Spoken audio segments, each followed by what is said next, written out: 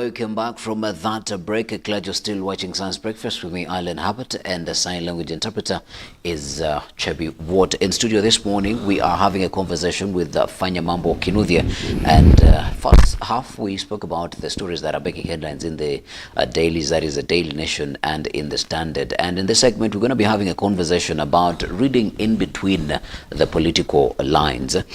Fanya Mambo, we know that in politics, a politician can be saying this, but meaning this. For us to understand and to be able to read in between the political lines, before I even give you examples, what should we really be thinking about? Politicians are about interest, period. Also, when someone says something, ask yourself what is in there for them. Yes. And anytime they are about to do something, know there is something in there for them. That's the all. That's everything about in between the lines. Yeah. There is a clip that I want us to listen to, and this is by Uhuru, Member of Parliament, and Ndindi Nyoro, speaking about the recent hike in fuel prices. And here, the way he's speaking now, because of the current landscape in politics, but also when you compare to then, when he was still in government, there will be totally different utterances. And Mr. Director, kindly play the clip.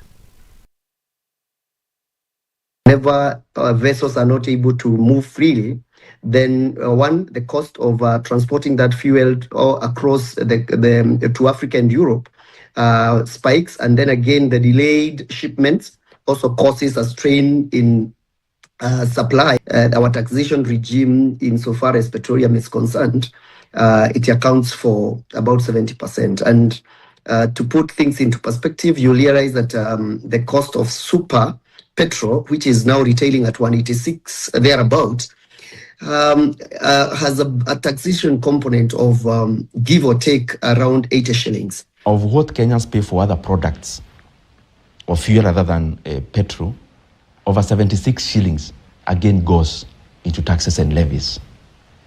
In an oil producing country like Kenya, the only tool a government is left with is altering the levies and taxes. Those who are using kerosene are likely to also have to cough more, and this will increase their budgets.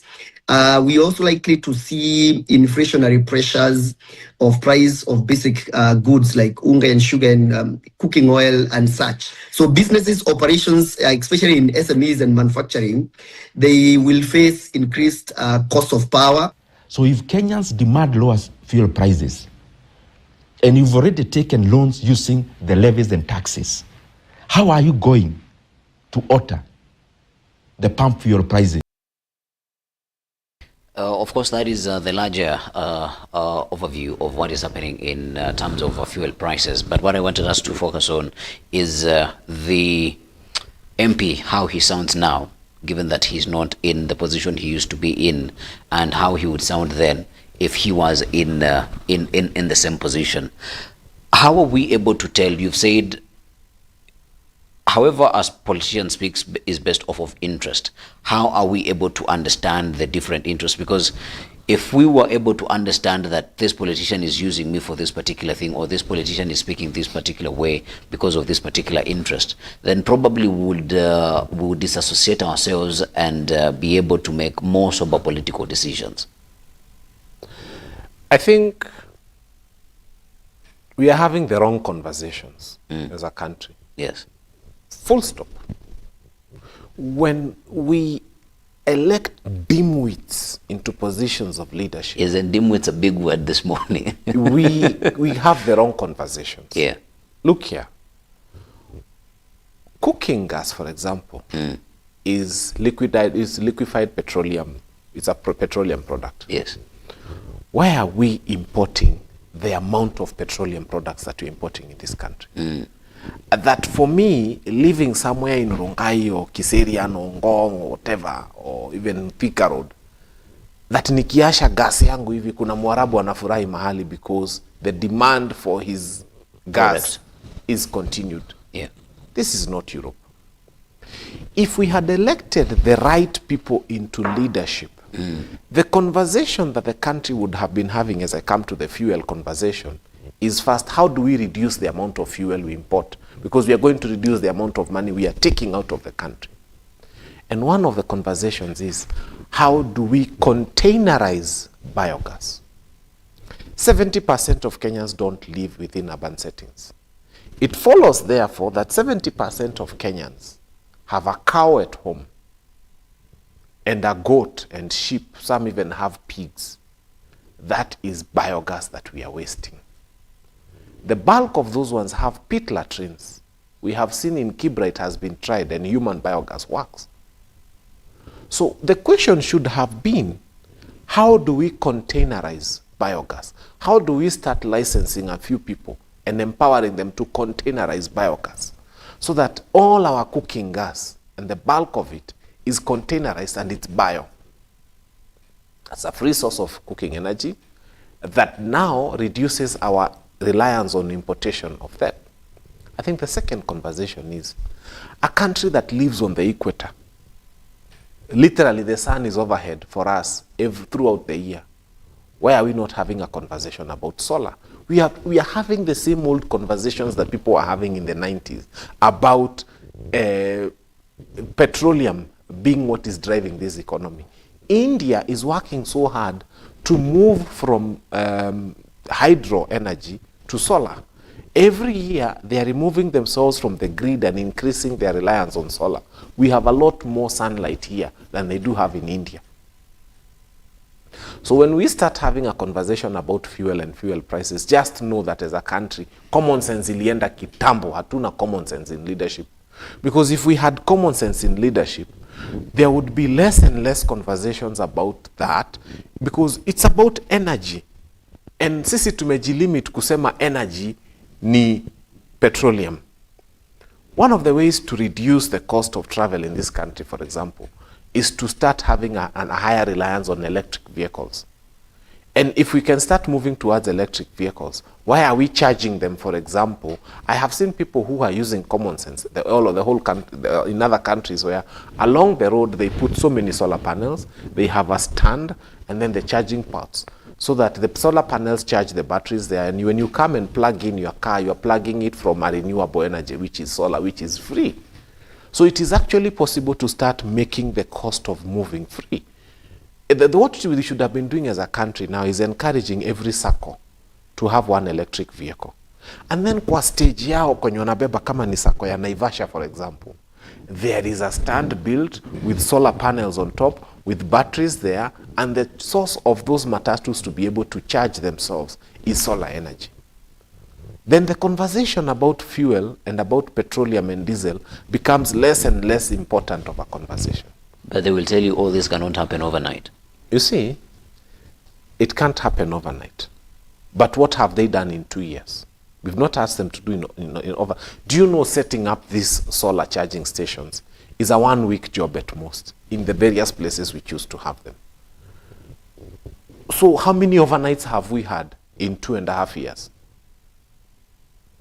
So we are having the wrong conversations. We shouldn't be having conversations about increasing the cost of petrol and diesel, and that those ones can only become the only drivers of our economy.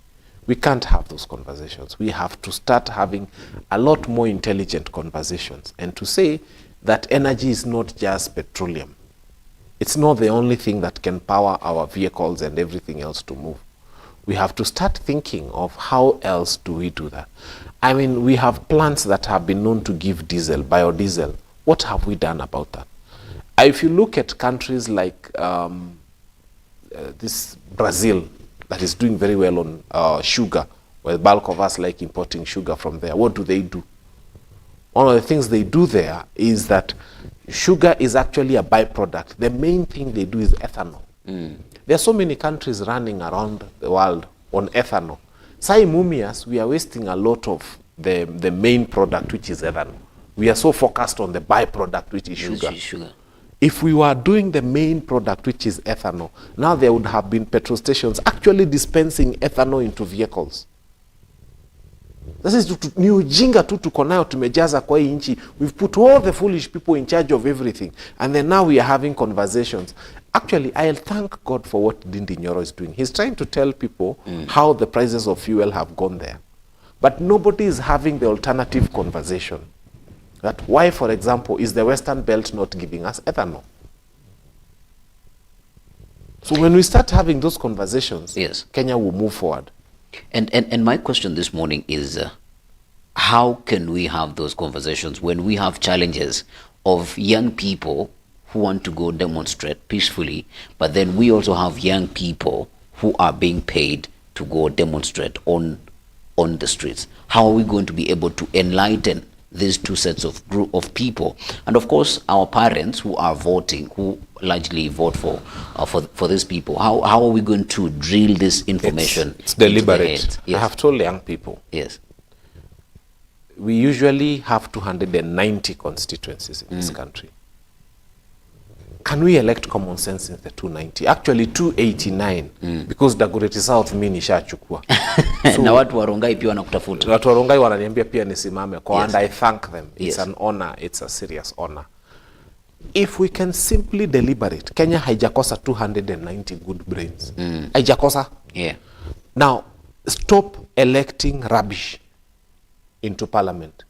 Start electing brains into parliament. And we have a very unique opportunity in 2027 to start saying fulani ni young, ni progressive, ako na akili. Yeah. Let us give them a chance. Na fulani, na fulani. So you first remove all the rubbish out of parliament and put in the right people. Yeah. But also some of the guys who are in parliament right now, some of them, not all of them probably, but some of them started off progressive.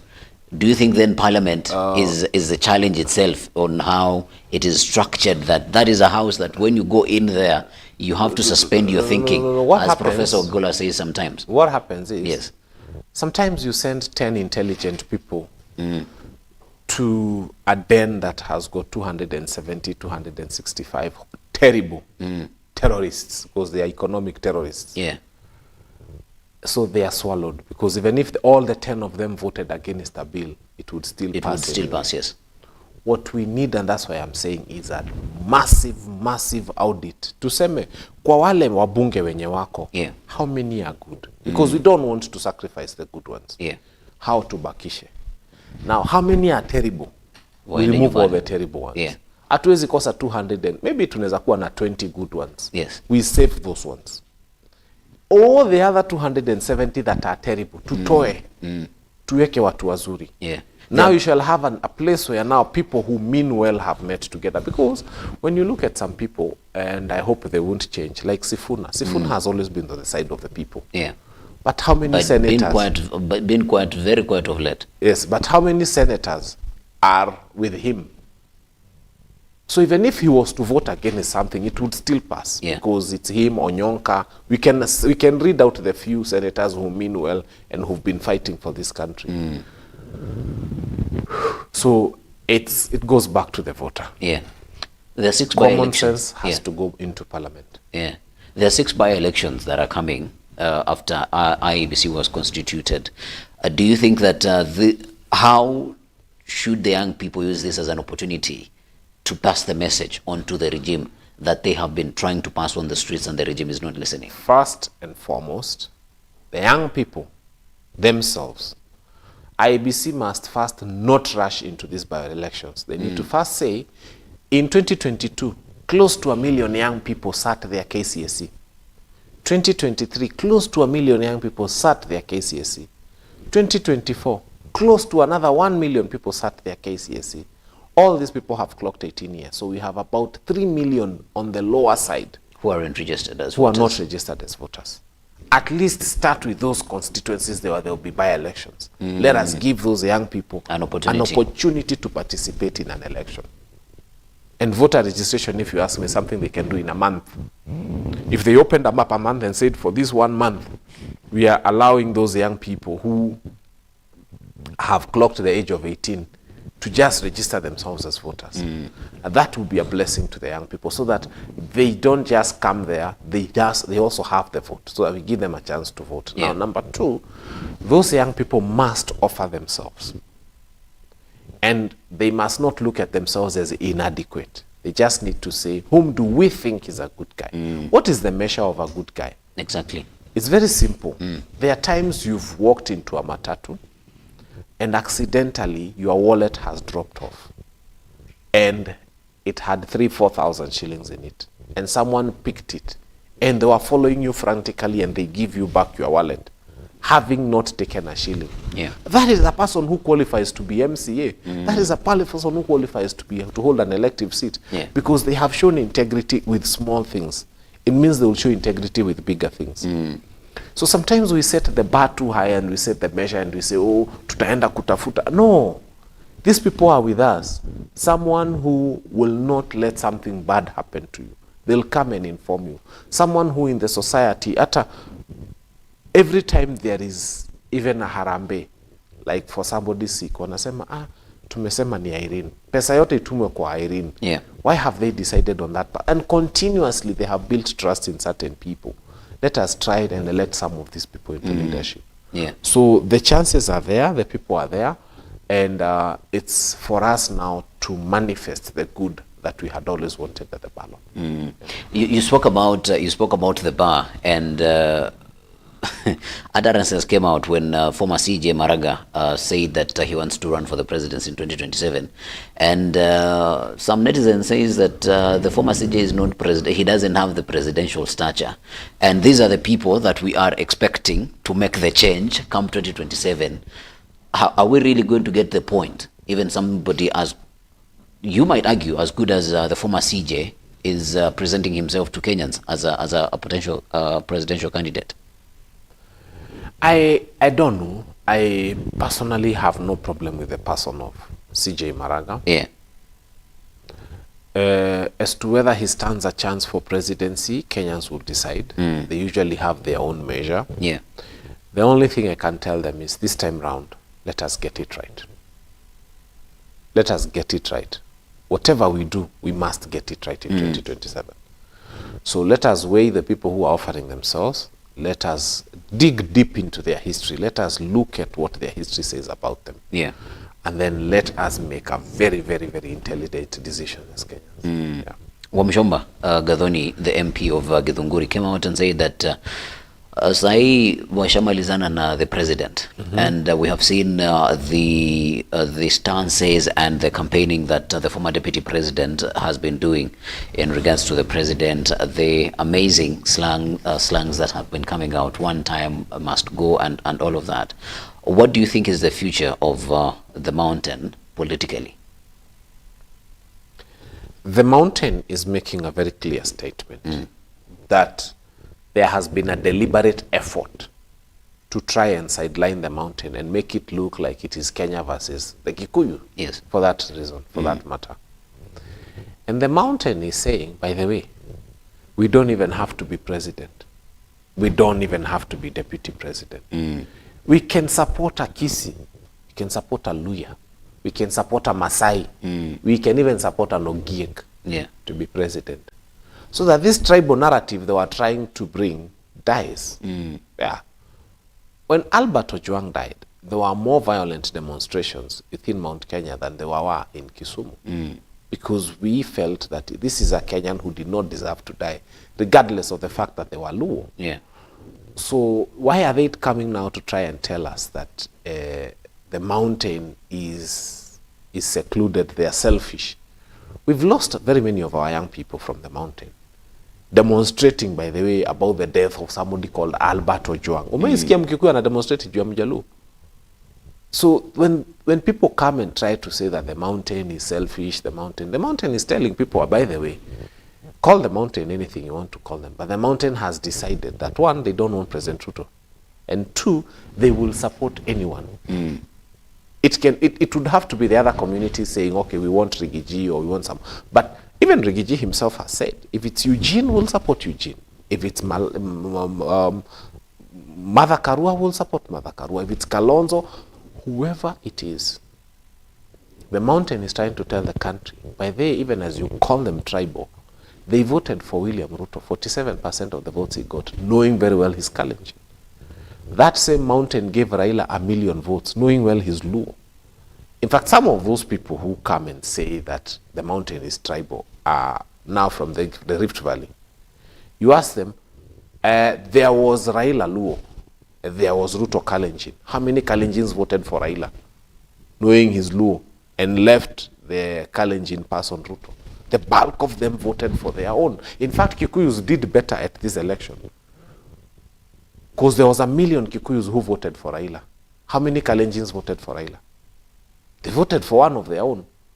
So for people to come and paint the mountain as tribal, it annoys me. Yeah. Because even that mountain that is being said is tribal gave more votes to Raila Amolo Odinga than many of these people who are. I look at Silvanos Osoro, one of the persons who've been used to advance that. His Gusii community, how many Upper Gusii voted for Raila Amolo Odinga? But Hakufika 1 million. They have been known to be his one of his strong boys. Hakufika 1 million. I can tell you for free. In fact, there were more Kikuyus who voted for Raila in their rejection of him than the Kisis who voted for him. So Silvanos should shut up. Yeah. Stop painting the mountain as a tribal outfit. It's not. The mountain is not tribal at all. And the mountain is ready to work with anybody, anywhere, anytime, for the liberation of this country from the hands of William Ruto. Yeah. Yeah. In the spirit of reading in between the lines, Rigathi Gachagua is very strong on advocating against this government, which of course there are reasons to advocate against it. But he's very clear on saying that he does not want to run for president. Reading in between the lines, why is this the case? Does he think that he would not stand a chance at the ballot, even if it wasn't his former base on the ballot? No, not at all. Yeah. I think Rigathi Gachagua has read Uhuru Muigai's mind. The reason Uhuru Muigai Kenyatta fronted Raila Odinga is not because there were no Kikuyus who were capable. It was to avoid a situation whereby the whole country will galvanize and try to show that the Kikuyus are tribal. They've been president and they're trying to be president again. Uhuru was trying to save Kikuyus from this tag of them being tribal. He wanted to bring someone who the Kikuyus had never voted for and say, look here, why don't you as Kikuyus vote for this Luo guy? So that this thing of people trying to unite against the Kikuyu dies. Now, Rigathi Gachagua is in a precarious position right now. If he was to offer himself for presidency, and we need to be fair, I mean, other communities will feel like, kwani Kenya ni Kalenjins na Kikuyus tu ndio wanachukua presidency. Because since independence, those are the only two tribes that have been.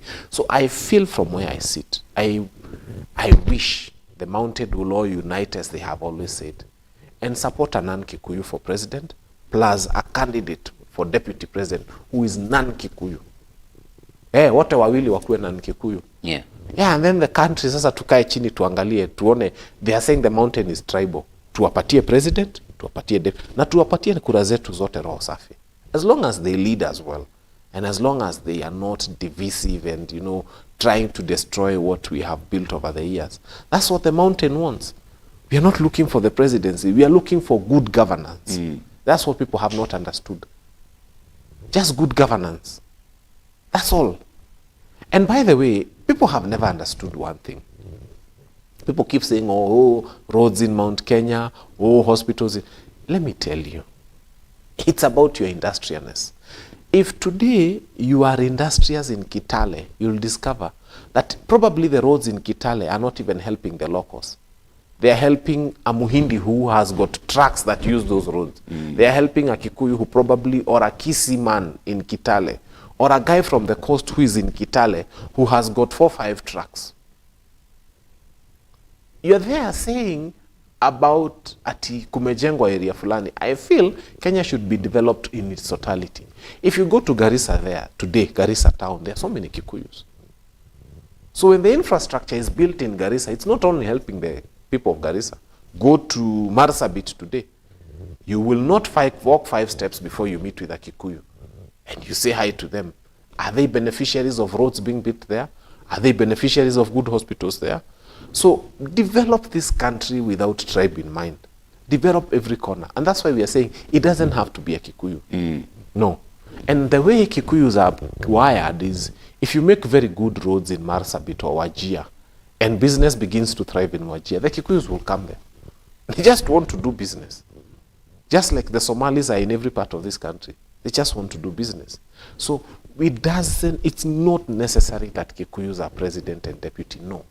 See, Lazma, it's not life and death. No. Just promise us that whoever will become president will be fair to the whole country. Because sometimes unaweza kuta a road in Kwale has helped more Kikuyus than probably a road somewhere in Murang'a. That's the irony. Because if there are Kikuyus doing business there, that's why we are saying we don't want a president who is tribal. We don't want a president who concentrates on one region. Where kuja ujenge Kenya yote. In Kisii, there are so many Kikuyus in Kisii, by the way. That's why for us, having a president who is fair in distribution of resources is a good thing. Kwani Kisumu wa Kikuyu ni wangapi? There are very many. So we are not saying come and build roads in Mount Kenya. No. Just build roads evenly in the country. Distribute schools evenly. Distribute hospitals. Make sure there is medicine everywhere. Imagine itasaidia kila mtu. Yeah. The work that IEBC, we spoke a little bit about it. Where do you think IEBC should start in their mandate? Because there are already utterances of rigging elections in 2027, and the commission is fairly new. Where do you think they should start in restating some trust into the institution? You've already said that probably they would start with the voter registration in the six constituencies where they're supposed to be by-elections, but also I think there is a county that needs a by-election for a senator and a number of other wards that lack MCAs. But in totality, what should be the first role that IEBC plays as they take over their mandate? We've told them. We had a women rep somewhere saying that kama hazitatosha wataiba. IEBC needs to come out and say that that is not the stand of IEBC. They released the state's media statement saying the same, that those utterances are not accepted, and all those politicians who are putting the country in political campaign mode, they should stop. But that's the farthest that they can go. That's good enough. They cannot enough. crack the whip. It's a good step. Now, number two is we are saying for the first time, no camera, no elections. In fact, they need to start with these new by-elections. It doesn't cost much to have a camera and a small generator in every polling station. Tutaki kusikia stima imepotea. If they want us to trust them, we are saying hii ujinga huwa inafanywa usiku saa zile kura zinahesabiwa, saa hii itaisha. Because we want a camera in every classroom. We can afford. The country can afford. You have afforded many other things. Mnanunuanga double cabins za millions of money. Just want one camera that is reliable in every classroom and that is connected to the internet. And there is a generator there na hakuna kuzimwa na haizimiki on 1 or 2 cameras. And if they can't do that, they allow the observers. So, because we just need to track the law a bit and say, wait, look here. Now the observers will not just come there. That we can say the observers are people who are able to manage a camera, and that camera has to be protected. So that an observer sits in that classroom and there's a camera or 2 that are available. And if possible, even a screen. So that people are able to monitor what is going on. That will enhance trust. So sisi tunataka kusema we want a new law from now on. And let it be known it came from Panyamambo. No camera, no elections. Hiyo ndio kitu tunataka. We find a way to institutionalize having a camera in every polling station and having recordings throughout the 24 hours. We are able to account for every minute. From the day the ballot papers are in the room, from the first voter, because that's where the other problem occurs. By the time watu wengine wana vote, boxes are half full. So from the first voter, we want to capture everything. To the last minute when those boxes leave that place. At least that for us is important. As we're winding up, government has, let me not say government, but politicians have made it clear that when you go demonstrate, you're going to be shot. When you come closer to a police station, you're going to be shot. But there are young Kenyans who are still agitated, and they want to pass their agitation onto the government and be able to express themselves. There is even a bill in the parliament trying to control how people show their dissatisfaction towards the regime of the day.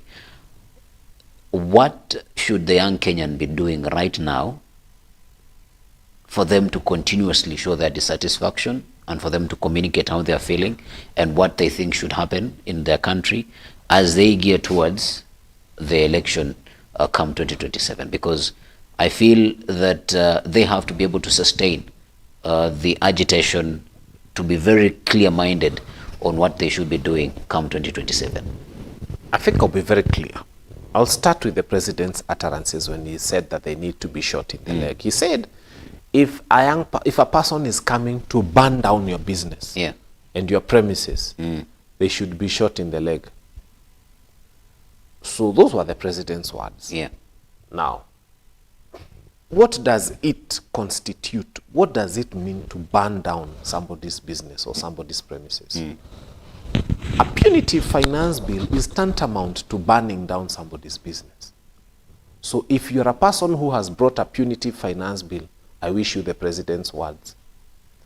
Now, county government licenses that are prohibitive to business and exorbitant and extortionists are tantamount to burning down the businesses of young people. If you have brought such to the businesses of young people, when you wanauza boutiques na nini tao, I wish you the president's words. If anybody has come into this space and they have brought any form of impunity, like mama anauza smoky, and you've seen what county government askaris have done to those women, what's the difference between a terrorist and such a county askari? That is somebody who is out to finish the smoky business owner completely and make them not have a source of livelihood. I wish that person the president's words. So, yes, the guns should be shooting, as the president said, and they should be shooting in the legs. But in the legs of who? The people who are destroying the businesses of young people. And who are the people destroying the businesses of young people? I have just told you. So yes, they should be shot in the legs. Those ones that I have told you.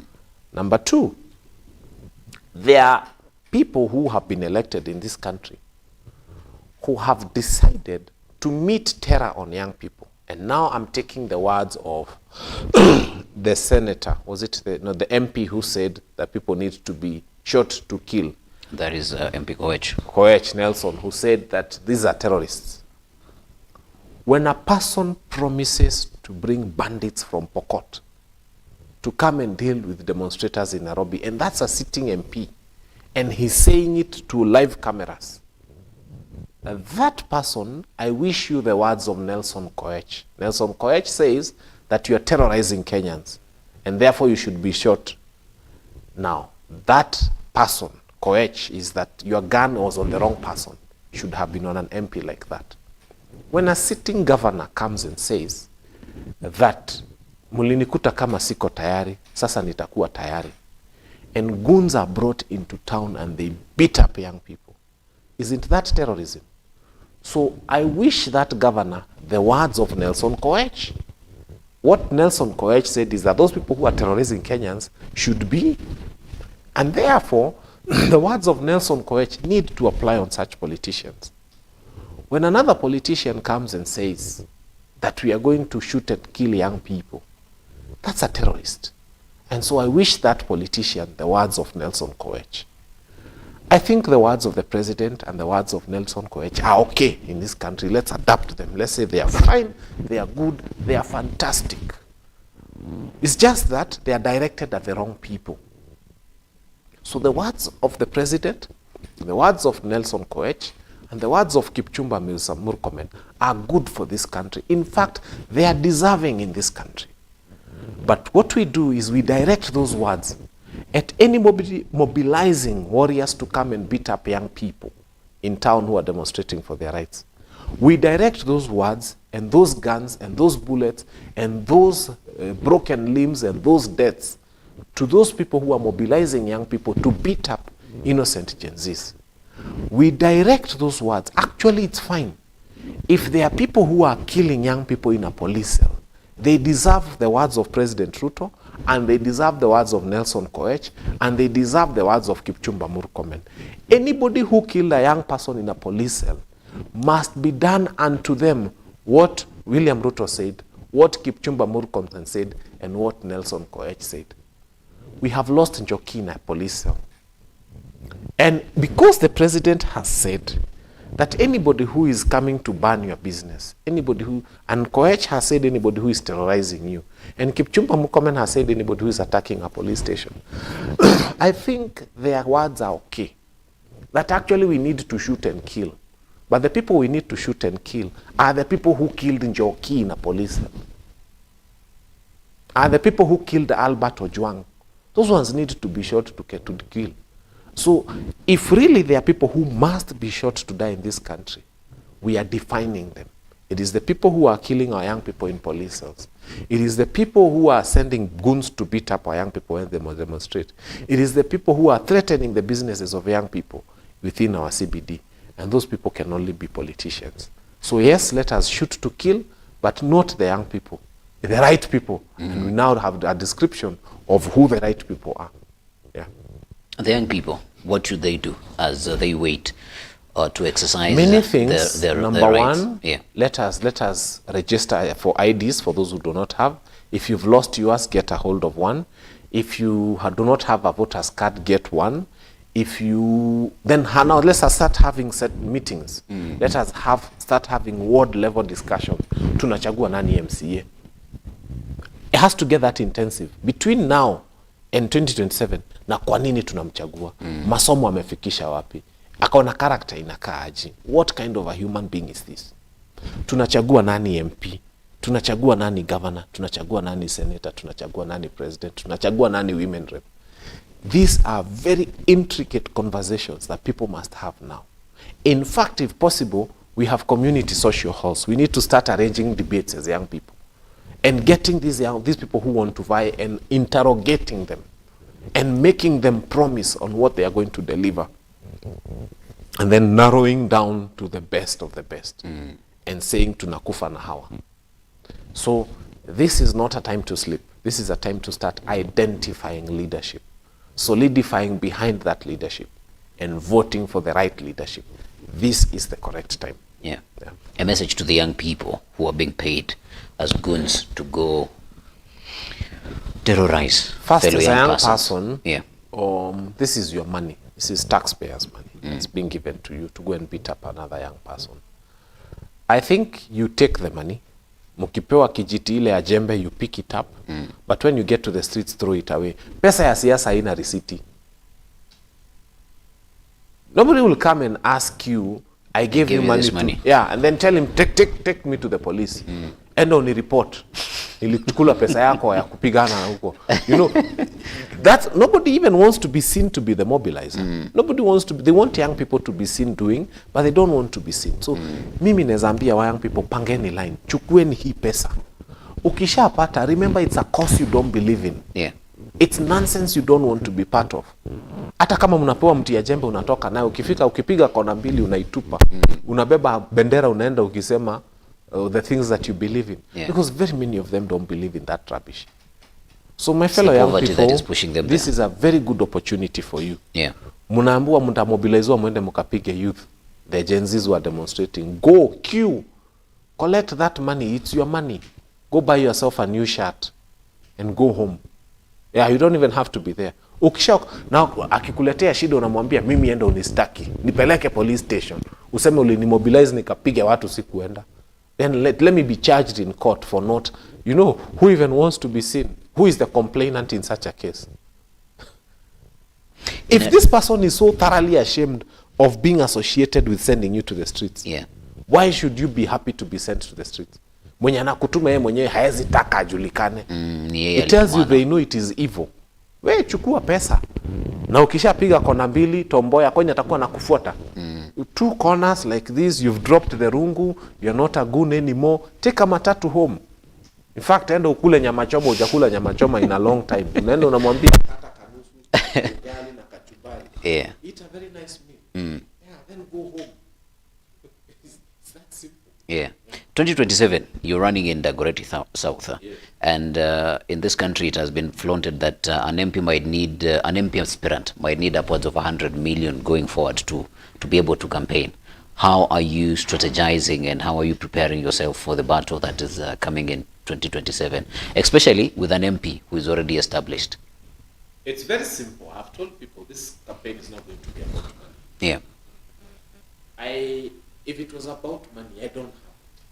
I have not stolen. I have no intentions of stealing.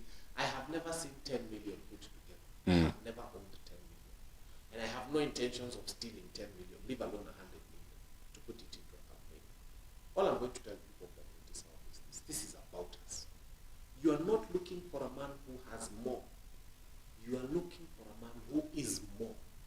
I do not have more. I am more. And when you get to that space, when you realize that Obama was voted as the president of the biggest economy in the world, yet he was poorer than some of our members of parliament. Yeah. Then you realize that there's a bigger problem. And from where I sit, from where I look at this thing, is the people of Dagoretti South are not about money. The people of Dagoretti South are about value. Looking for value. Yeah. We wish you all the best, and we hope that this is not the last time that we're having this conversation, and we hope to have you again in studio. Asante sana. Thank you for having me. Yeah. And we look forward to the next. Absolutely. Thank you very much, dear viewers, for being a part of the conversation this morning. In studio, we've had Fanya Mambo Kinuthia, and we are weighing into what is happening in the country politically and how you would be able to discern in between political utterances and what things politicians do on a daily basis. And he has said a thing that I would want to leave you with is just look where their interest is. If they say this, question what is their interest. If they say that, question what is their interest. And if you get to understand their interest, then you'll be able to understand the type of people and type of politicians that you are following as a Kenyan. Been your host, Alan Herbert. Sign language interpreters have been Chebiot and Esther Kendi, and that's all for this morning. Do keep it Science TV. News is coming up. Subsequent bulletins will be coming at 1 p.m., 4 p.m. and 7 p.m. But as well, interesting programming throughout the day.